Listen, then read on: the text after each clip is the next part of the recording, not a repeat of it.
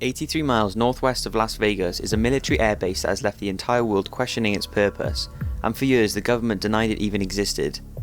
It has now been confirmed that it is simply a military airbase for housing aircraft, but the insane security and strange vibes surrounding it have led millions of people questioning whether or not it is simply just a military base or something much darker that houses things we can't even begin to imagine. Here are 5 interesting things about this supposedly military airbase. Let's first start with its extreme security. To say access to the base is limited is an understatement. The procedures taken place to keep people away are very strict. The area is surrounded by a 25-mile border which is patrolled 24 hours a day.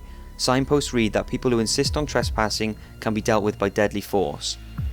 For many years, map makers wouldn't include the area or any roads leading to it on maps.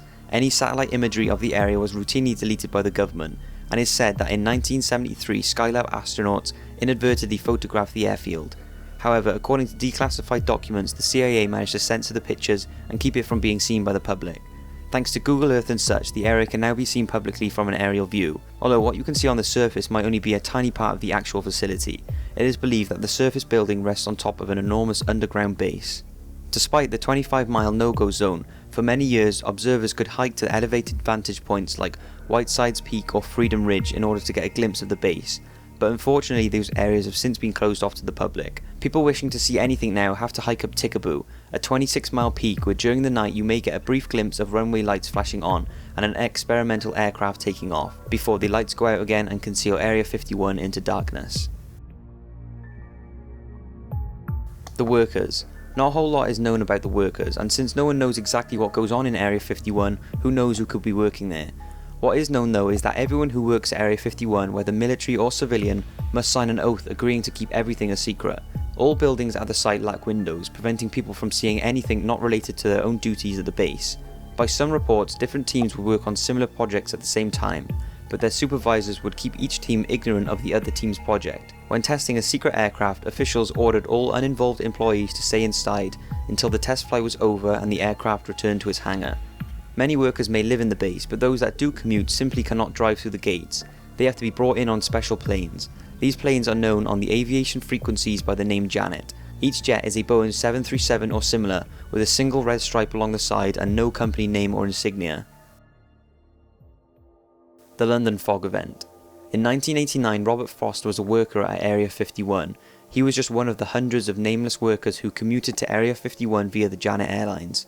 In using chemicals extensively in the supposedly manufacture of aircraft, they had the problem of disposal.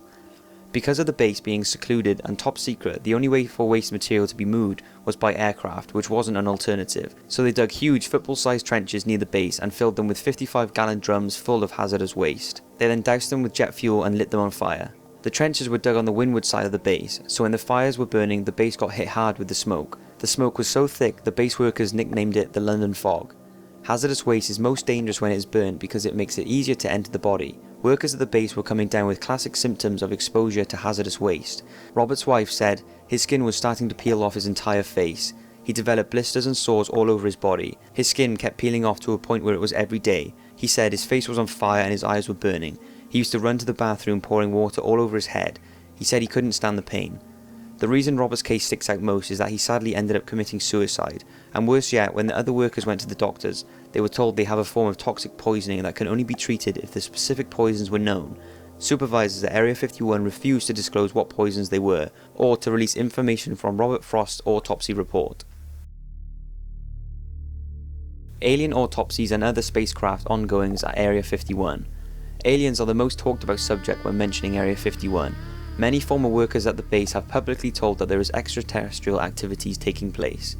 Bob Lazar, an alleged former worker at the base, told a Las Vegas TV station that while working at Area 51 he'd come across flying saucers in hangars and an element so heavy it simply could not be synthesized on Earth. He also said the storage, examination and reverse engineering of crashed alien spacecraft supposedly recovered from downed UFOs takes place in Area 51. There are also stories of autopsies performed by government officials on dead aliens. Some people claim that anyone trying to uncover the government's secret about aliens would receive a visit from a group of intimidating officials in dark suits, the so-called Men in Black.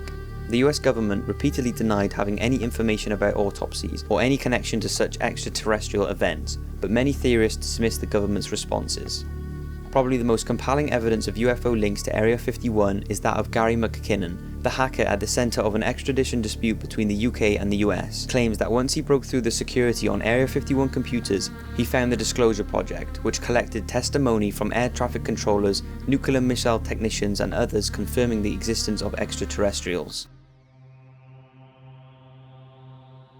Its possible link with Roswell. Although I just covered the conspiracies of aliens and alien craft, no Area 51 video would be complete without mentioning the famous Roswell incident. On a warm July night in 1947, an unidentified flying object crashed into the ground in Roswell, New Mexico. The general public have no clue what crashed that night, and whatever it was left a trail of debris reaching almost a mile long and several hundred feet in width. It was first discovered by a local ranch manager. The debris was recovered by the 509th Bomb Group Intelligence Office and promptly delivered to Area 51. Immediately upon its delivery, there was an official press release stating that debris from some kind of flying disc had been recovered. It had been written by Lieutenant Walter Haut, who was the public information officer for the bomb group responsible for the collection of the UFO. The newspaper story followed on July the 8th with the headline, "RAAF captures flying saucer on ranch in Roswell region." However, that press release was almost immediately pulled and replaced by another stating that the crash was only that of a weather balloon and had nothing to do with aliens or UFOs. But what do you think? So that's 5 interesting things to know about Area 51. Personally, I don't think the real truth will ever be uncovered.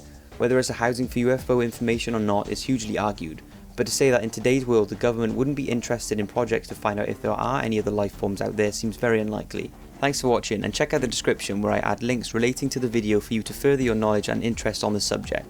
Bye bye for now, and see you in the next video.